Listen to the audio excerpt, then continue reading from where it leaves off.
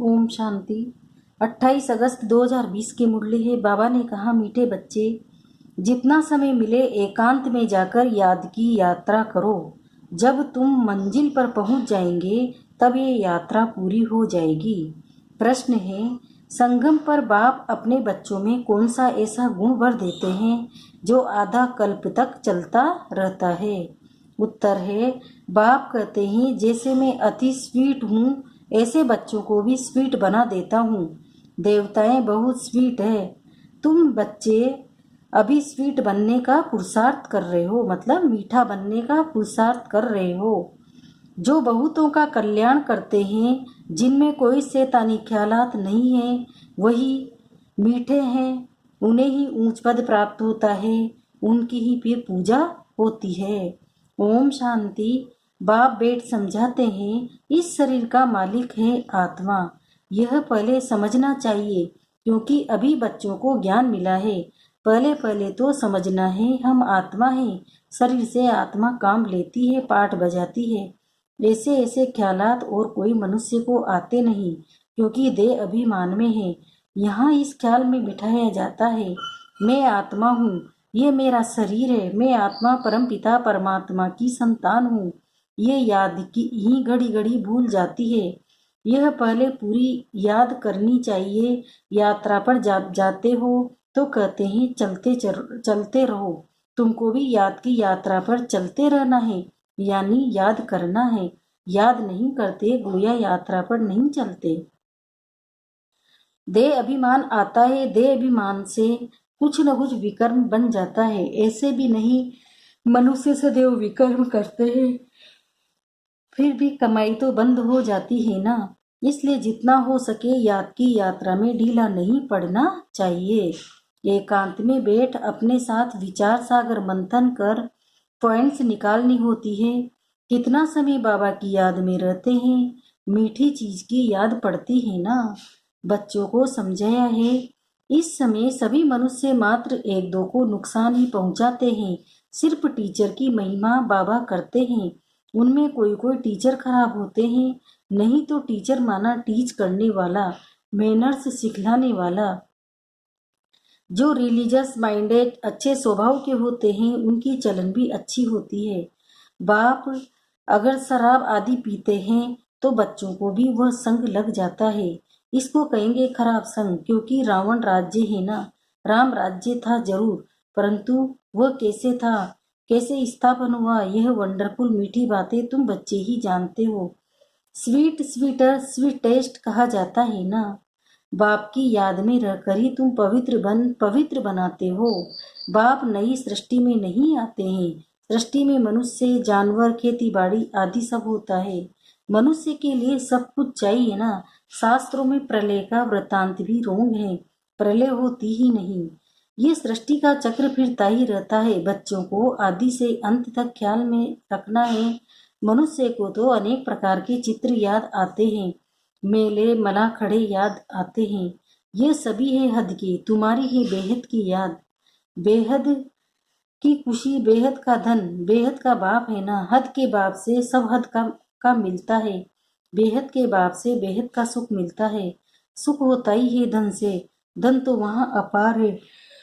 सब कुछ सतो प्रधान है वहाँ, तुम्हारी बुद्धि में है। हम सतो प्रधान थे, फिर बनना है, ये भी तुम अभी जानते हो। तुम्हारे में भी नंबरवार है।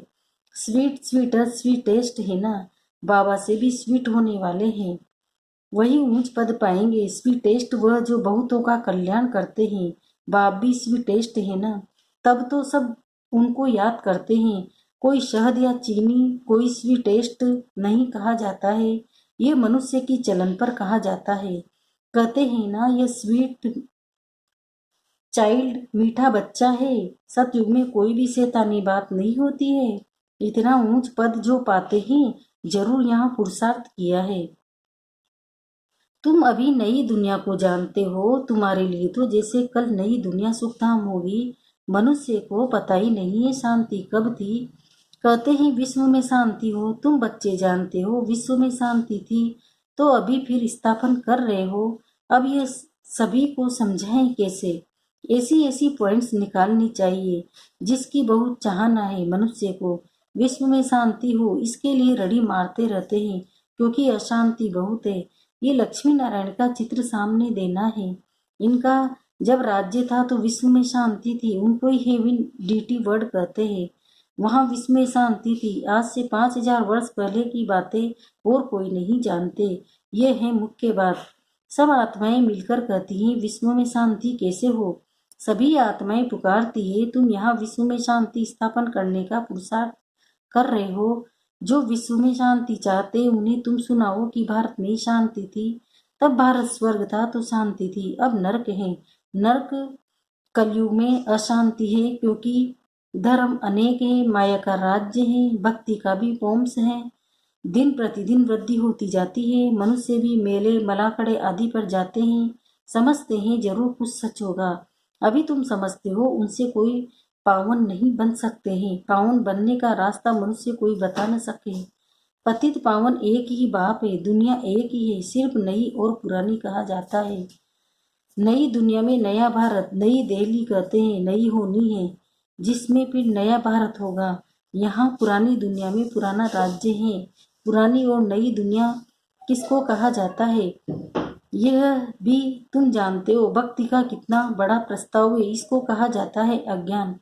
ज्ञान सागर एक बाप है। बाप तुमको ऐसे नहीं कहते कि राम राम कहो व कुछ करो, नहीं। बच्चों को समझाया जाता है वर्ड की हिस्ट्री ज्योग्राफी कैसे रिपीट होती है।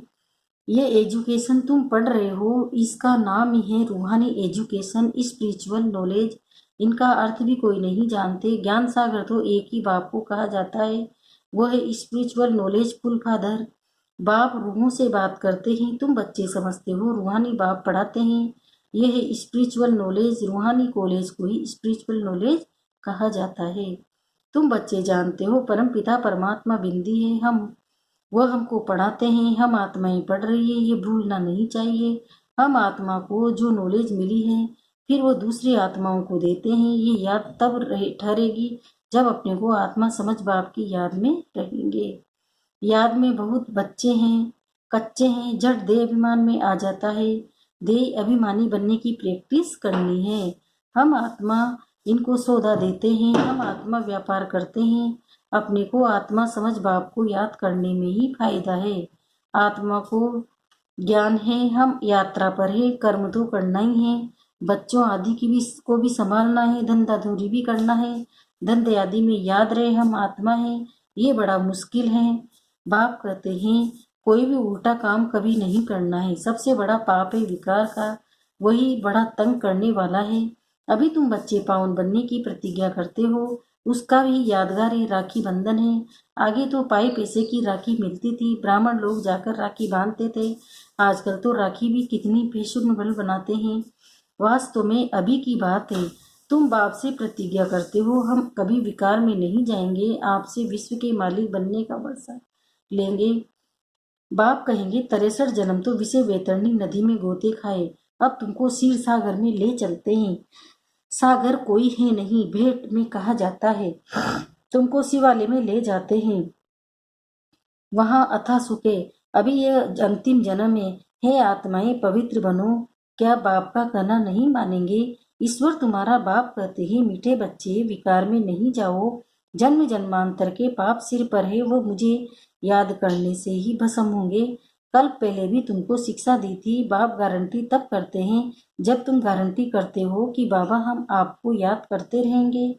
इतना याद करते रहो जो शरीर का भान न रहे। सन्यासियों में भी कोई कोई तीखे बहुत पक्के ब्रह्म ज्ञानी होते हैं, वह भी ऐसे बैठे बैठे शरीर छोड़ते हैं।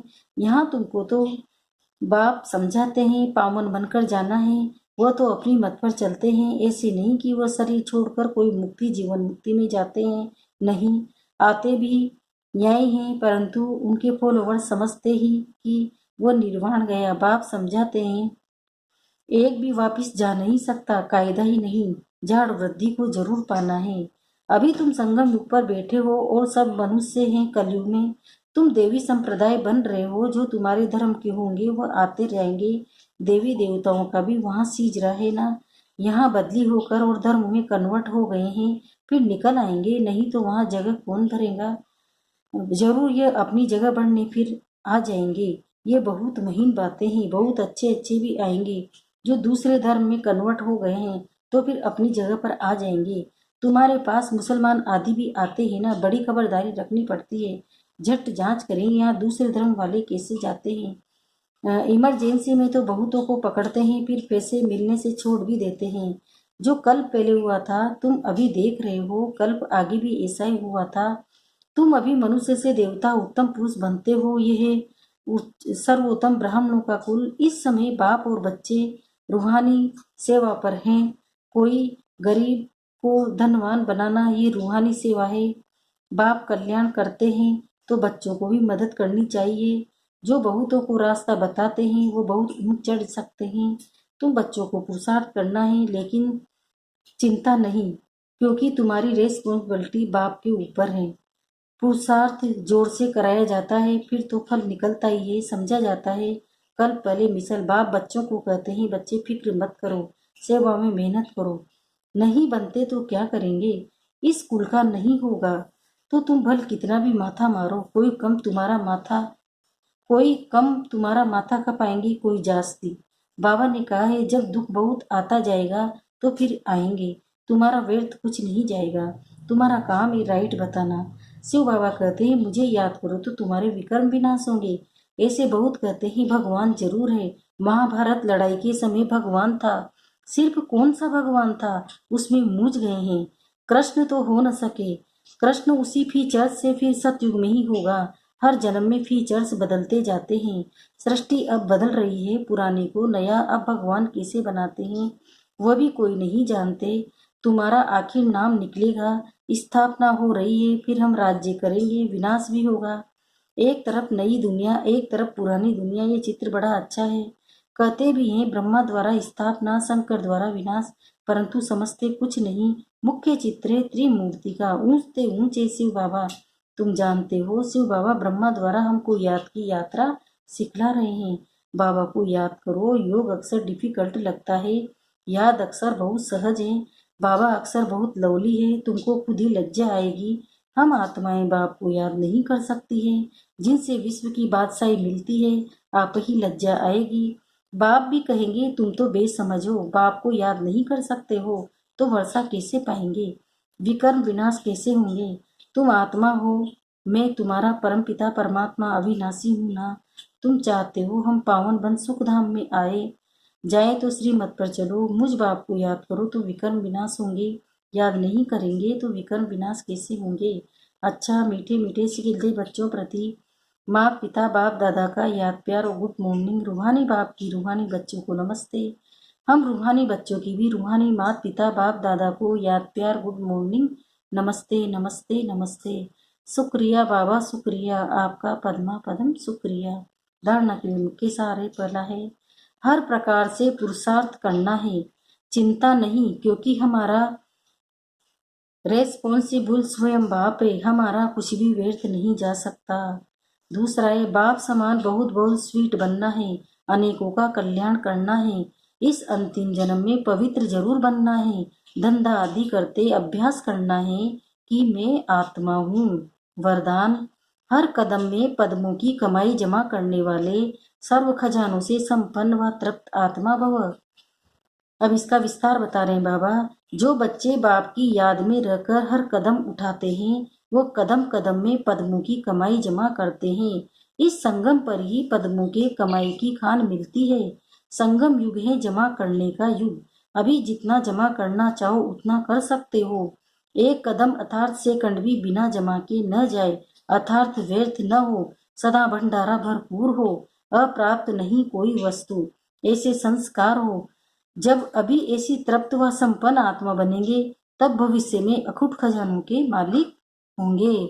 मतलब निरंतर बाबा की याद में रहना है।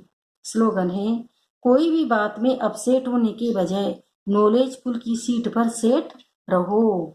ओम शांति।